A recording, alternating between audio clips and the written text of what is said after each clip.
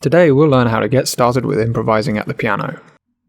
For the ideas in this video, you should have some knowledge of scales, both major and minor, and a few basic chords, the tonic, subdominant and dominant of a given key. You don't however need to know these scales and chords perfectly to get started. In fact, a good way to learn them is through improv itself. So for our first idea, we're going to do something pretty simple.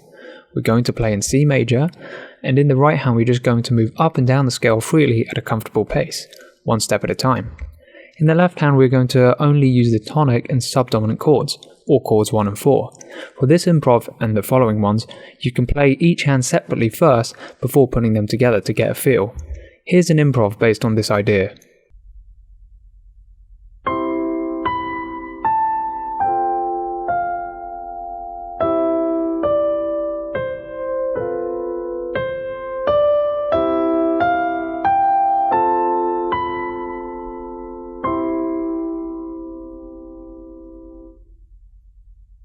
Let's just talk about some notes before we get to the next idea. First, the scores of transcribed improvs aren't meant to be some rigid guidance you should follow in this video, but rather an aid to follow along visually with the audio. In fact, you don't want to strictly emulate these improvs, which leads me to my next point. You want to develop your own style and to interpret these ideas independently. Your improvs will sound very different to mine, and that's a good thing. You are the boss 100% when you improvise, which is a very different attitude to what a lot of us are constantly taught, particularly for classical music. We're often told to follow a predefined set of instructions as dictated by a score, and any deviation from such a score is deemed as wrong. In short, when you improvise, you are a leader, not a follower. One tip is to try to play the right hand melody notes to match the underlying harmony in the left hand. So for the tonic chord in C major, we would aim for our right hand to play C, E or G. This isn't an exact rule, but this tip helps your improvs and sounds more harmonious.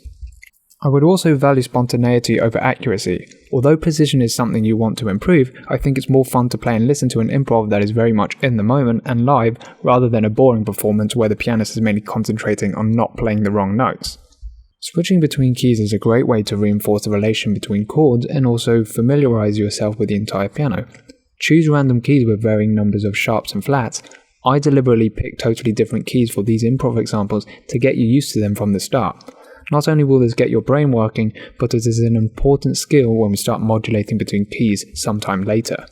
So for our second idea, we're going to pretty much do the same thing, but this time we're going to do it in a minor key, specifically F sharp minor. In the right hand we are again going to move up and down the scale freely at a comfortable pace, one step at a time. Note that I am using the harmonic scale here. In the left hand we are going to only use the tonic and subdominant chords. Here's an improv based on this idea.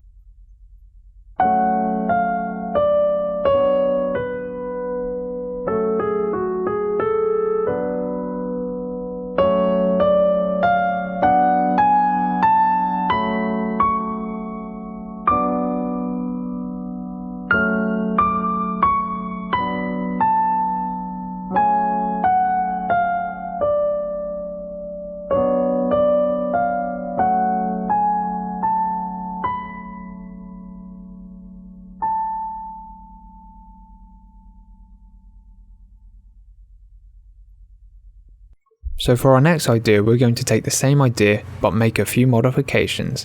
It's in B flat major, and in the right hand we are going again to move up and down the scale, but not in a completely strict manner.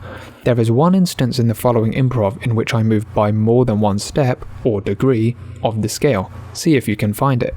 In the left hand we are going to now include the dominant chord, which for the key of B flat major is F major.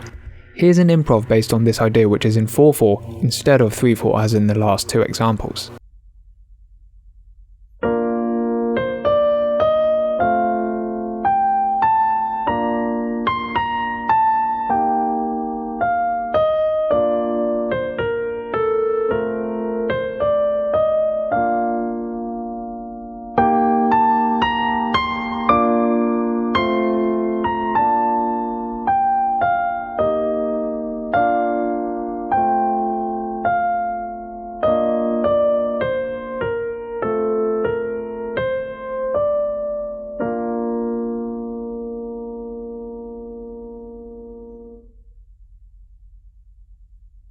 For our final idea, it is in E flat minor, and in the right hand we are again going to move up and down the scale, and again, see if you can find the one instance where I move by more than one degree of the scale.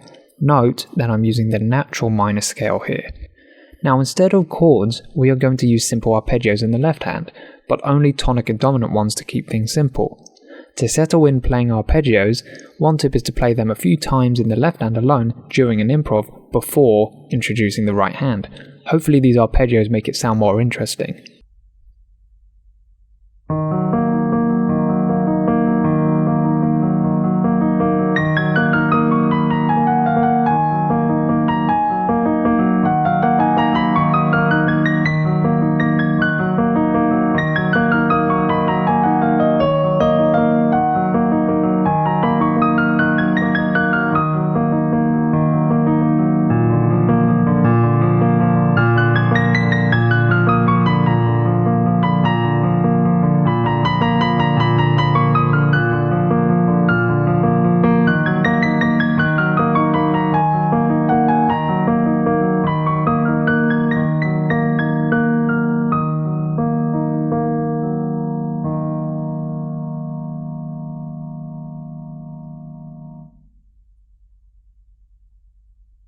So that's it for today. I hope you learnt something and have a go at trying some of this stuff out yourself.